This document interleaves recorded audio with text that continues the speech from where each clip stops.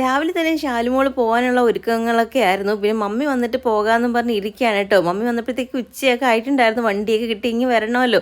അങ്ങനെ ഫുഡൊക്കെ കഴിച്ചിട്ട് അവൾ പതുക്കെ ഇറങ്ങാമെന്നും പറഞ്ഞിട്ടാണ്. മമ്മി പറഞ്ഞായിരുന്നു ഞാൻ വന്നിട്ടേ നിങ്ങൾ ഫുഡ് കഴിക്കാവൂന്ന്, ഒരു കൂട്ടം കൊണ്ടുവരുന്നുണ്ടെന്ന്. വേറെ ഒന്നും അല്ല കേട്ടോ, എനിക്കൊരു പൊതി ചോറാണ്. മമ്മിയും അമ്മയും മാറി മാറി വരുമ്പോൾ ഓരോ പൊതി ചോറ് കൊണ്ടുവരും കേട്ടോ. ഞാൻ ഒരു വട്ടേ പറഞ്ഞോളൂ എനിക്കത് കഴിക്കാൻ കൊതിയാവുന്നു.